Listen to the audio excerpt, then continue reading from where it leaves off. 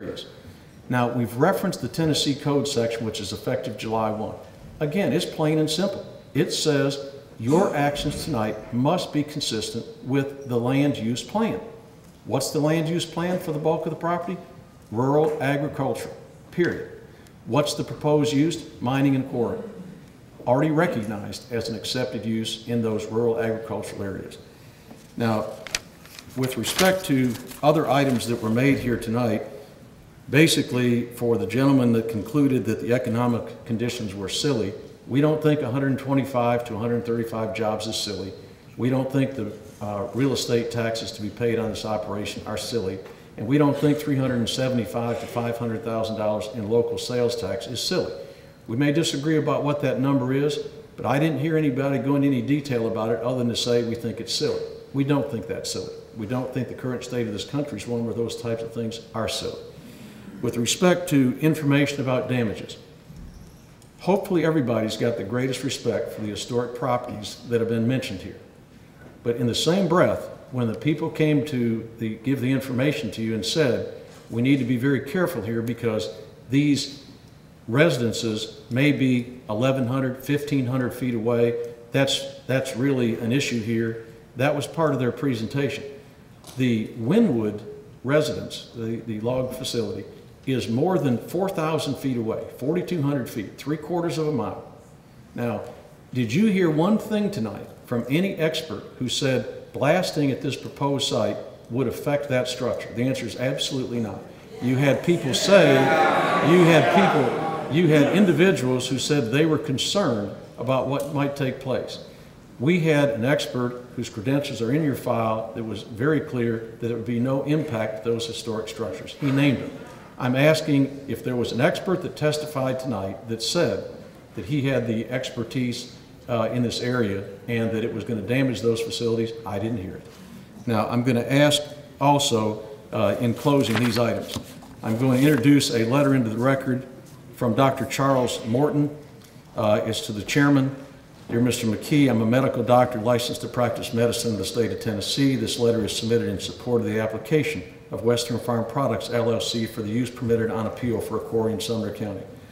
Although in the past dust and other particulate matter has been a point of concern for nearby residents suffering from respiratory or pulmonary difficulties, modern quarry operations require the use of wet suppression systems which largely negate the impact of such particulates.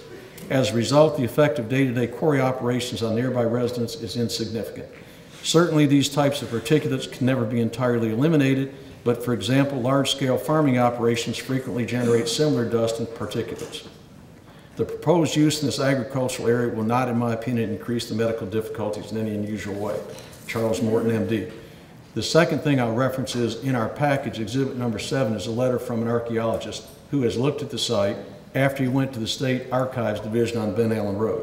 He concluded, and the records reflected, there are no previously recorded archaeological sites anywhere on this 360-acre site. There may be some at Hawthorne Hill, there may be some in other places. There are none on this site. We were aware of the cemetery, we found it when we discovered it, made the legal commitment to do what we'd have to do, which is respect for those who have been buried there, cordon it off, etc. I'll conclude by making this comment. Your decision tonight has to be consistent with the Tennessee Code, which nobody's denied, 13.3.304. And in order to be consistent with the use, you've got two things considered. Is a mining and quarrying operation consistent or not consistent with a rural and agricultural designation?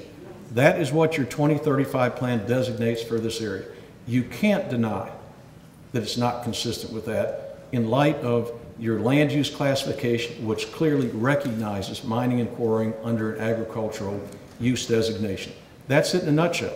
If you disagree with the Tennessee Code section that's been enacted, if you feel that because of the significant number of people that showed up tonight, you need to vote against that, that's your conscience. But that's what the law would require here. I thank you for your time. I thank the people that attended tonight that came here on June 20. They obviously have got a passion for their property here, which we respect them for. We've come and done the presentation both on June 20 and tonight, and we respectfully ask that you consider it and that you grant the application. Thank you for your courtesies. Thank you. Thank you, Mr. White. It's like falling out of that. Public hearing is closed. We'll do our job now. Okay, any discussion? Mr. Chairman, if I could, I need to first off disclose to the public and to this body that I know, I've worked with and know attorneys and experts on both sides of the issue. I've worked with both sides, various members of both sides, but I feel that I can vote my conscience. You should vote. Second, I feel that we, even though there's a lot of issues involved here, I think we have two primary points to deliberate. The first is what Mr. White said. Is this request in keeping with the zoning resolution that gives us any jurisdiction at all? And is it in keeping with the 2035 plan? If we find that it is in keeping, I think that we still cannot act on it because of I have a list of questions and deficiencies and technical questions before I can actually vote on approval of that site. But that's sort of all a moot point if we decide that it's not in keeping with something we can prove. And I think our deliberation first needs to be, is this request in keeping with a use that we can grant on appeal in an R1A zoning district? Any other comment?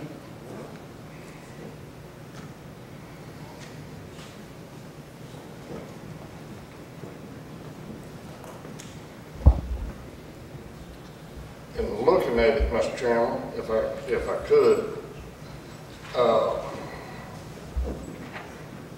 Mr. White stated in the request, and I don't have the words right in front of me, but they are requesting, based on the extraction of rock, using that part of the conditional uses, stretching it to not the R1A zone, but the RA district, that a use permitted on appeal is a farming use. Now, whether that stretch, that's the stretch. There's no other item in the R1A district or the RA district that will permit that stretch. Now, the argument on the agricultural zone, granted, the land use plan states that it's an agricultural use. The land use plan is subject to change. Anybody can change it. It's not a zoning document, but a wish, if you will. Now, whereas our zoning resolution is the document that we have to look at. Now, and yet I spent yesterday about 8 hours discovering what both sides have given us tonight on my own, trying to educate myself. I thought I knew the resolution pretty well, but I like to reread it, and I didn't know it as well as I thought I did. But I did find that while extraction of rock could go to a farming use, processing of that mineral, it's in our intermediate manufacturing, well, actually extensive manufacturing classification, use classification, that says non-metallic mineral processing. That tells me that processing of rock is an extensive use. It said very clearly, asphaltic cement plants are an extensive use. Cement and/or concrete plants are an extensive use. They're telling me that that is an industrial use. Our R1A district very clearly says the intent of the district is, and I'll read it so that everybody knows that I heard it, that to provide a low-density residential environment for all types of housing units having good access to public water, schools, and other community facilities, but well separated from activities incompatible with residential. Now, ever since I came on this board, and I can't tell you how long ago that was, we've tried to be very consistent in our actions, making sure that we followed the zoning resolution. And in some cases, we have determined that based on the request, it was a rezoning issue, not a use permitted on a peak. And I think that's the item we have to think about tonight. And I've thought about it, and I'm open for us to, let's discuss it. But whenever you're ready, I'm ready to make a motion. I think we're ready to move. Mr. Chairman, I'm going to move that the request as submitted, which includes quarry, processing of the non-metallic minerals, asphaltic cement plants, and cement and concrete plants be denied.